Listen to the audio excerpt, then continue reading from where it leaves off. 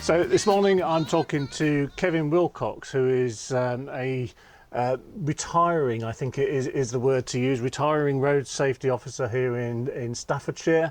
Kevin, I believe you were once described as the man behind the most motorcycle-friendly county in the country by Motorcycle News, weren't you not? That was Motorcycle News in quite many years ago now, I think about 2010. So even since then we've progressed quite a lot. So that was a big honour for MCN to say, yeah, you're the man behind Britain's most bike-friendly council, which was really good.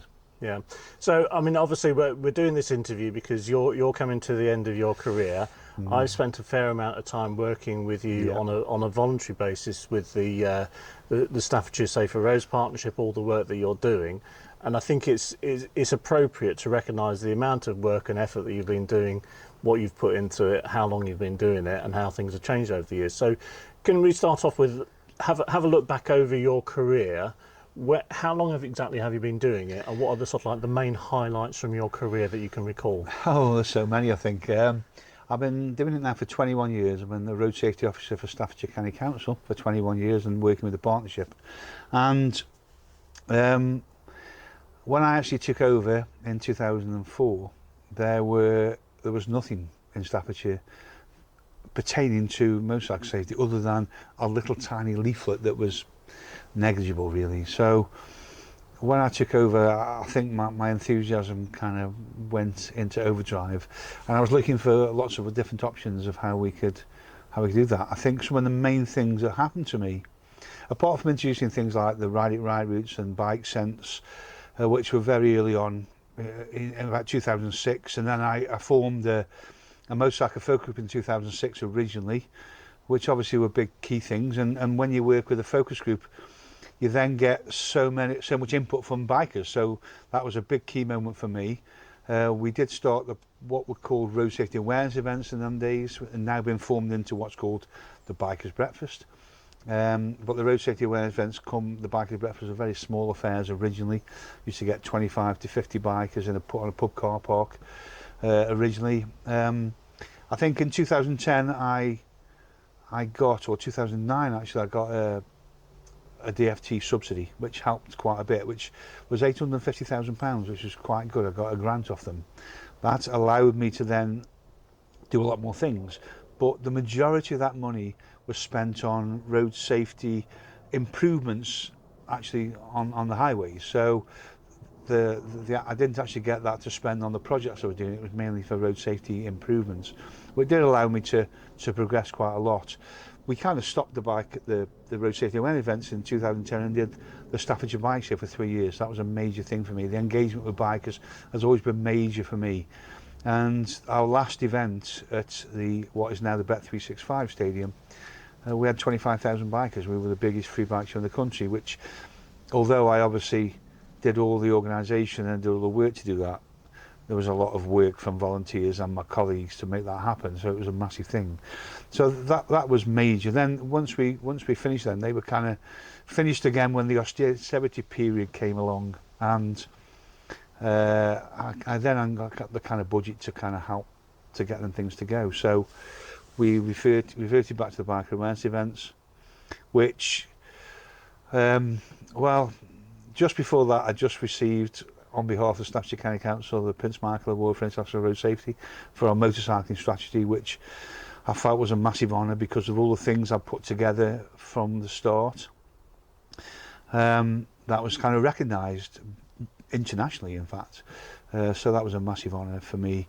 But then I kind of moved that in then. So in 2010, when we got the award, and I upped the focus group, and we got more members, and it has allowed it to do more, well, improved biker awareness events. So the Bikers Breakfast grew and grew and grew and grew until last year we had over 5,000 bikers at JCB and a couple of thousand at Titterworth Reservoir, etc. So, but again, them couldn't have been done without all the volunteer support that I've had.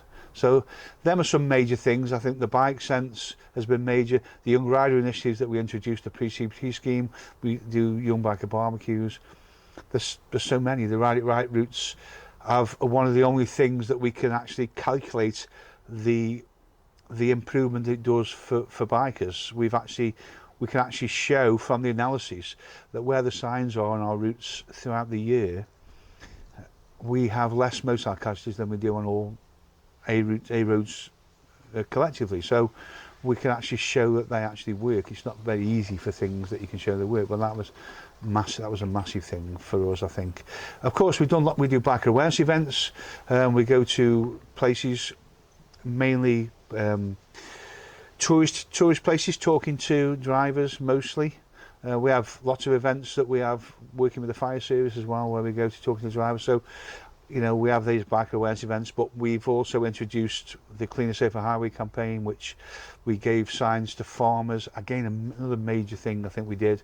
I think over 120 farms in Staffordshire have our Cleaner Safer Highway signs, which should raise awareness when they're working on the highway.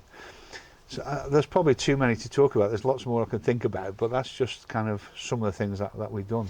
Yeah, I mean, certainly from my perspective, and obviously you've been doing this many years. I've been involved on the fringes, shall we say, as a volunteer for a few years. But one of the things that attracted me to your work was the fact that you have this very strong volunteer group, the focus group, that work with you, that enable you to put on this kind of event, things like that. That engagement with bikers, and you do get that sense certainly within Staffordshire that it is about, you know, bikers helping bikers. So that I think vastly helps with the engagement. Yeah. And I think it's fair to say it's pretty unique. I don't know if there's any other places in the country that do this. I'm not aware of any county that does this anywhere. I would encourage any county to take this up, because the benefits mainly are you're getting from a biker's viewpoint about the issues, and it's not just about talking about the issues. You then have the ideas of how we can tackle the issues. So that really is what we're looking at. I've worked, since we started the focus group in 2006, I've worked with over 100 volunteers in our group. So it's been really good. Initially we started a motorcycle focus group, but then it got so big, and we got the amount of work that we were doing collectively became so big that we had 6 subgroups. We had lady bikers, and we had the biker events and biker awareness and rider development, etc., young riders. And so we actually had subgroups, and then we all came together collectively as a focus group. So everybody had good input. When it come down to it, I kind of had the final word, but taking consideration of all the ideas and thoughts from bikers is one of the major thoughts. And then, of course, you get that back, because they became volunteers, and we would never have done the biker awareness, the bikers breakfast events without the volunteers. They wouldn't have happened.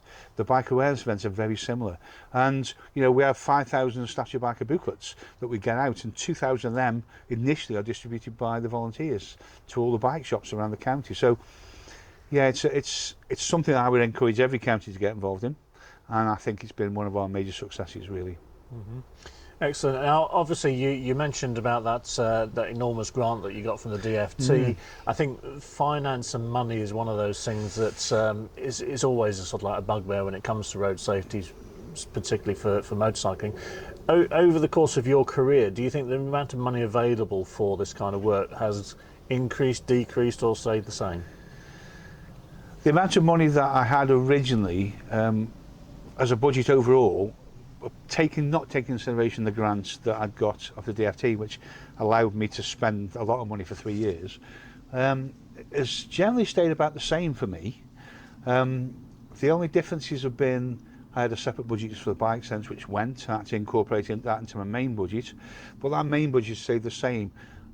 Extra things like running the Staffordshire Bike Show, that became extra budget.